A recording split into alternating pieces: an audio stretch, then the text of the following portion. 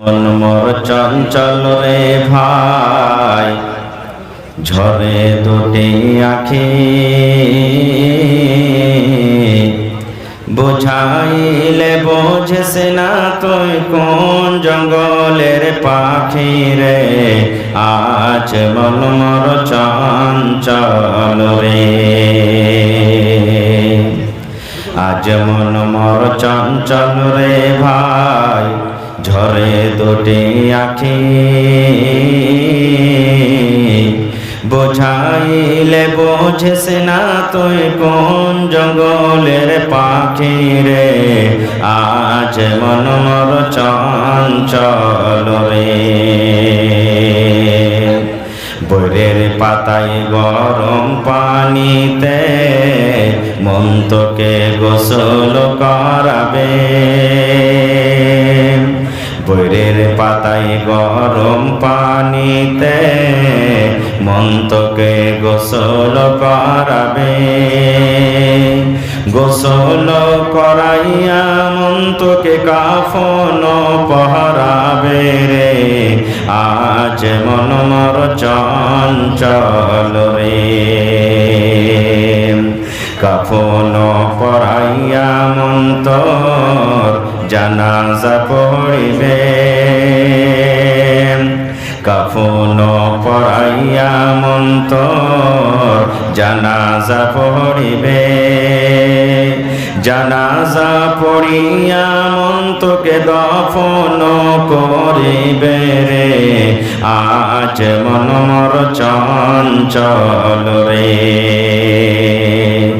মা কান্দিবে বেটার বেটা, বোন কান্দিবে ভাই।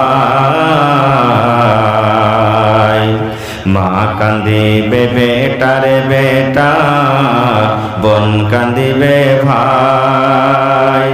ঘরের বেগম সেও তো কাঁদবে, আর তো কেহ নাই রে। আজ মন মোর চঞ্চল রে, আজ মন মোর চঞ্চল রে ভাই, ঝরে দুটি আঠি, বুঝাইলে বোঝেস না তুই কোন জঙ্গলের পাখি রে। আজ মন মোর চঞ্চল রে। নারে তাকবীর।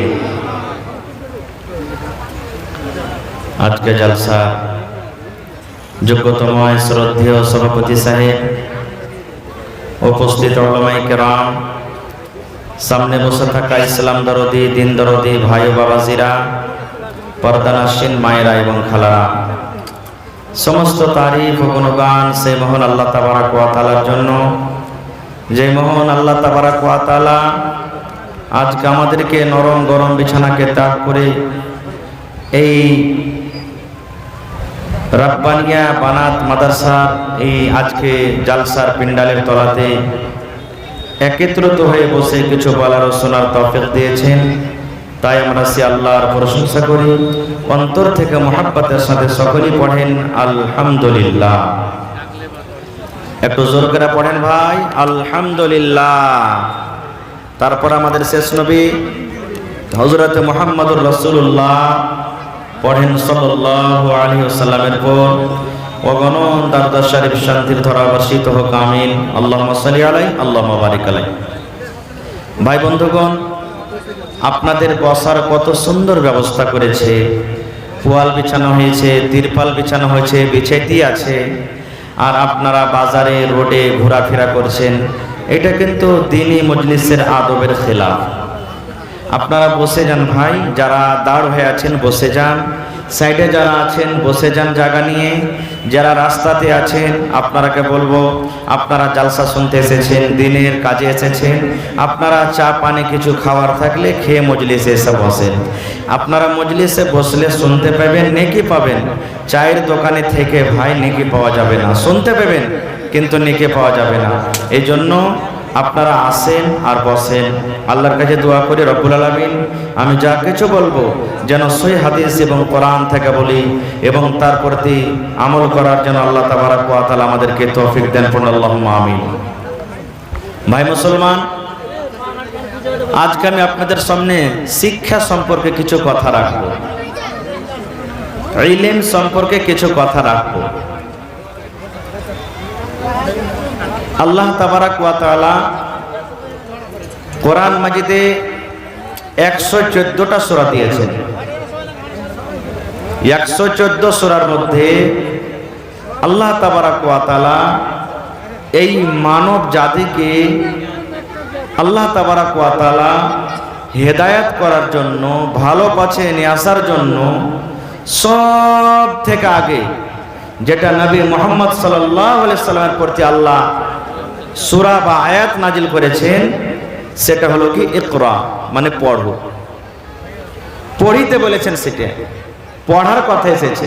কারণ মক্কা আজকে গোটা পৃথিবীর মধ্যে 1 নম্বর হলো ইমানদার দেশ, আল্লাহওয়ালা দেশ আমরা মনে করি, নাকি?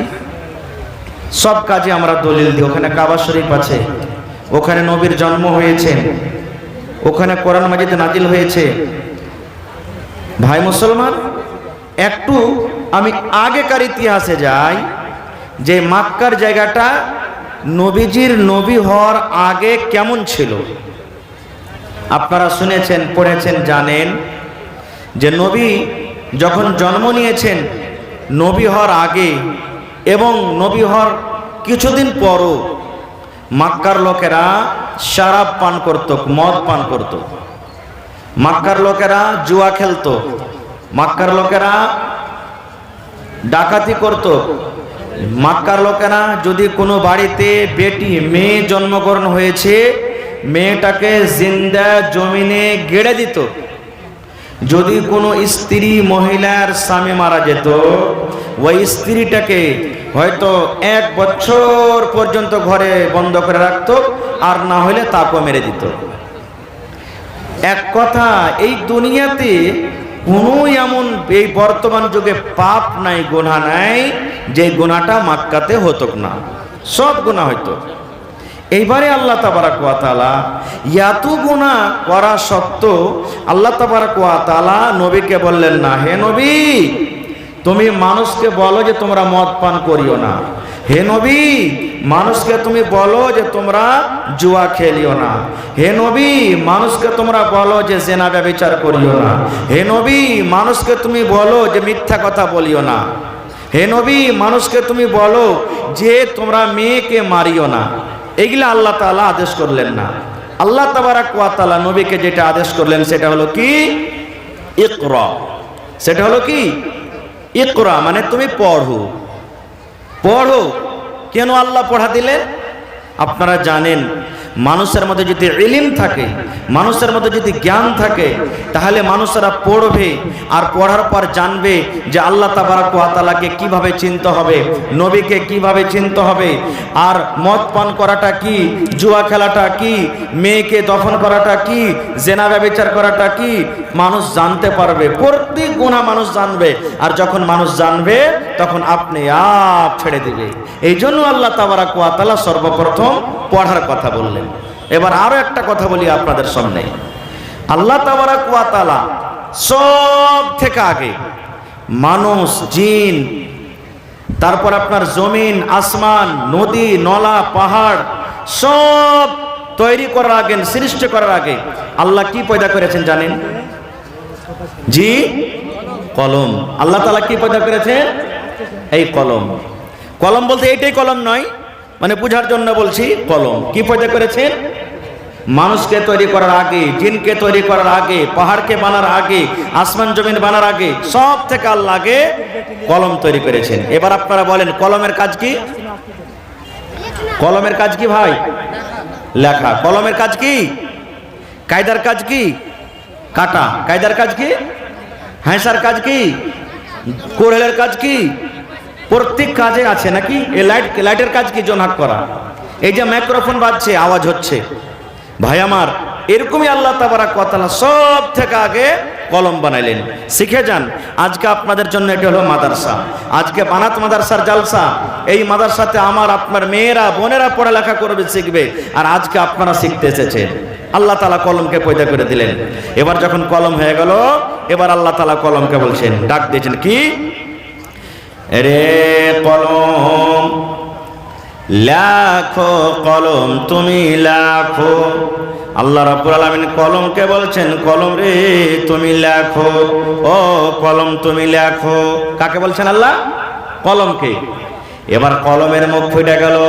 কার মুখ ফুটলো? কলমের মুখ ফেটে গেল। কলম কথা বলতে লাগলো। বলবেন মাওলানা কলম কেমন করে কথা বলবে? কলমের কেমন করে মুখ ফুটলো? মুসলমান রে, আল্লাহ রাব্বুল আলামিনের কাছে কোনো জিনিসের কমি নাই। আল্লাহ রাব্বুল আলামিন সব কিছুরই মালিক, সব কিছু করতে পারেন। আল্লাহ রাব্বুল আলামিন কোরআনে বলেন, আল ইয়াউমা নাখতিমু আলা আফওয়াহিহিম ওয়া তুকাল্লিমুনা আইদিহিম ওয়া তাশহাদু আরজুলুহুম বিমা কানু ইয়াকসিবুন। সুবহানাল্লাহ।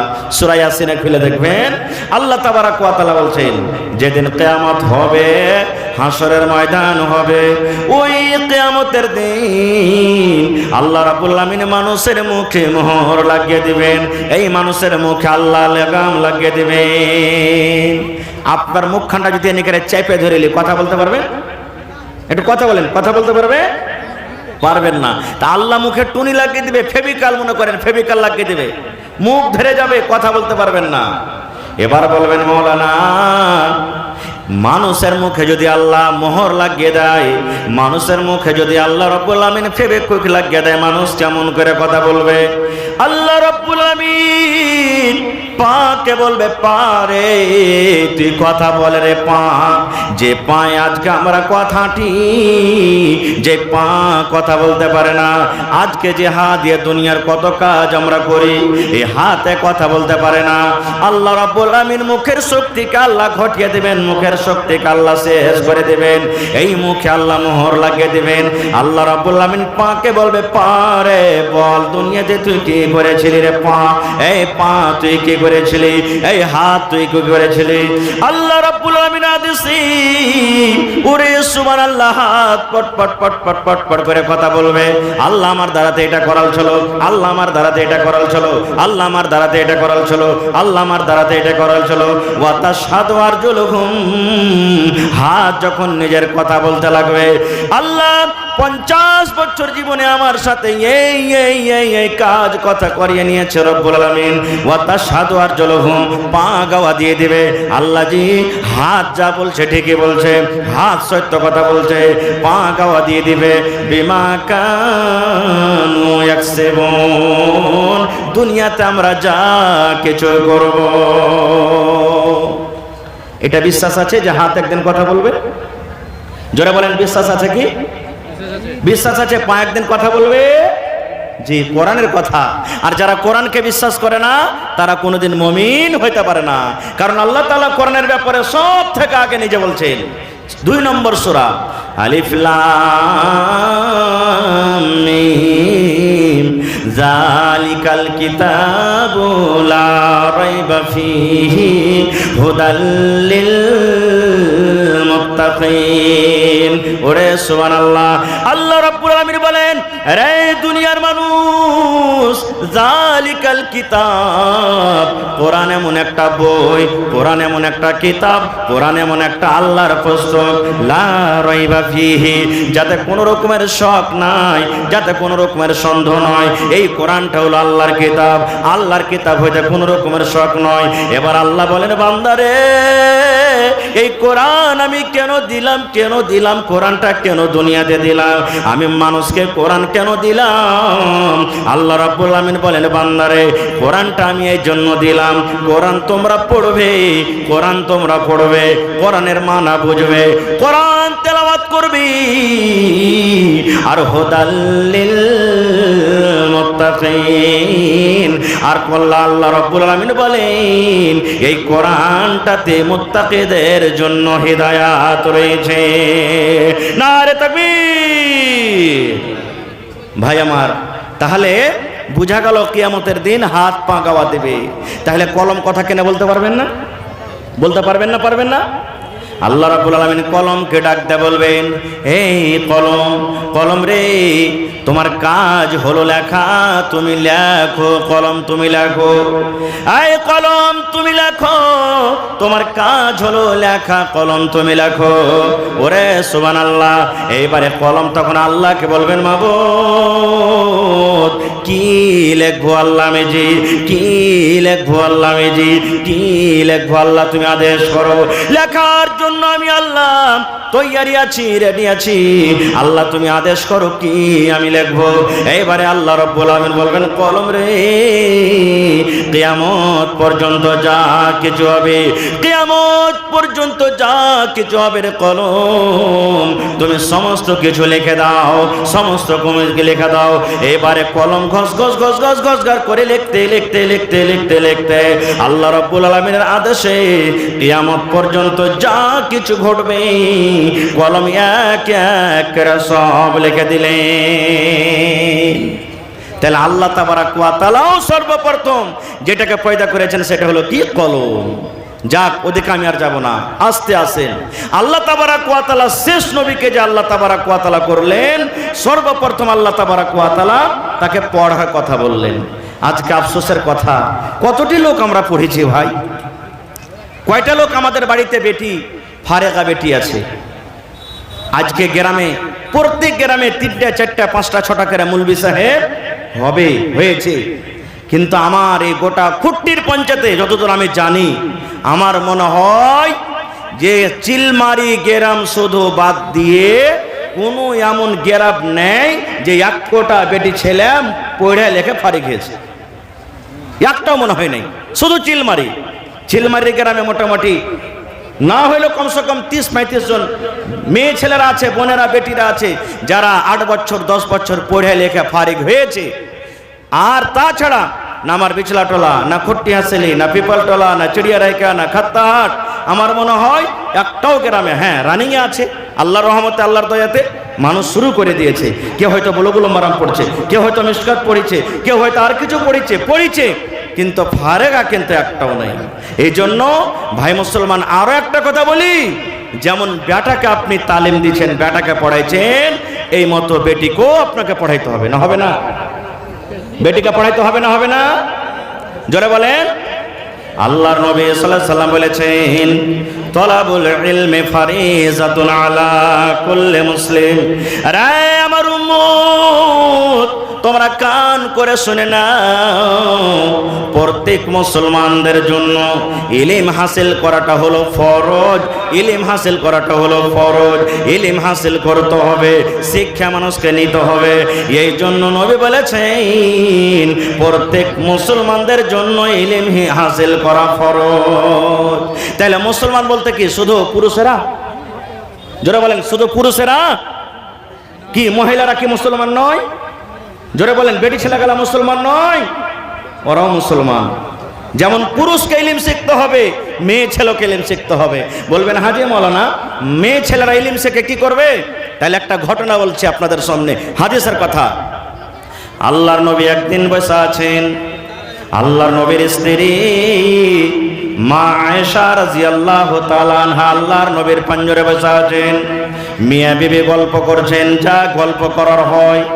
এই বর্তমান যুগে আমরা যেমন নিজের স্ত্রীর সাথে গল্প করে কথা বলি, দয়ার নবী এইবারে বসে আছেন, দয়ার নবীর পাঞ্জরে তার বিবি আয়েশা রাদিয়াল্লাহু তাআলা আনহা বসে আছেন। এইবারে একজন ইয়াহুদের একটা দল, ইয়াহুদের একটা জামাত এসে নবীকে সালাম দিচ্ছেন, আসসালামু আলাইকুম। কি সালাম দিচ্ছেন? জোরে বলেন। আমরা যদি দেখা হয় তা আমরা কি বলবো? আসসালামু আলাইকুম। কি বলবো ভাই? একটু কথা বলেন, কি বলবো? আসসালামু আলাইকুম। আমি স্টেজে এলাম, আপনাকে সালাম দিলাম, আসসালামু আলাইকুম। আমাকে আপনি সালাম দিবেন, আসসালামু আলাইকুম। কোন মুসলমানের সাথে দেখা হবে, আসসালামু আলাইকুম।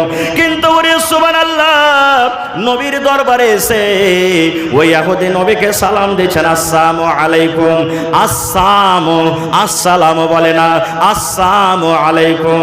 ওরে আল্লাহ, মানা কতখানি হয়ে গেল, ফরক দেখেন।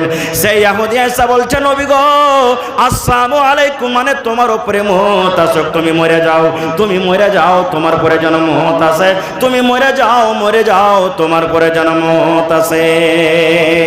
ইহুদি এসে নবীকে বদদুয়া দিয়েছেন, আসসালামু আলাইকুম। আর আমরা যেটা সালাম দিচ্ছি, শরীয়ত বলেছেন আসসালামু আলাইকুম মানে আল্লাহর সালামতি তোমার পরে হোক, আল্লাহর দয়া তোমার পরে হোক, এটার মানে হলো এটা। আর ও নবীকে সালাম দিচ্ছে আসসালামু আলাইকুম। আচ্ছা বলেন তো, দুনিয়াতে যতই কোনো মানুষের কোনো মা খালারকে পুরুষ খারাপ হয়, ভালো তো দূরের কথা, যদি একটা ভাই কেউ চুরি করছে, ডাকাতি করছে, মদপান করছে, আর ওর স্ত্রীর সামনে যদি পুরুষটাকে গাল দেন, তো স্ত্রীটা গাল দিবেন আপনাকে? ভালো কইবে না ঝগড়া করবে আপনার সাথে? হ্যাঁ, মরার বেটা মরা, আমাকে খাইটা খাওয়াইছে, দু কথা কহবে তা আমি কহবো, রে মরার বেটা মরা, তোরা যদি কইস তো কলসাকে ধরে ফেড়ে দেবো রে মরার বেটারা, খবরদার হার পুরুষকে কথা কহবি না কো।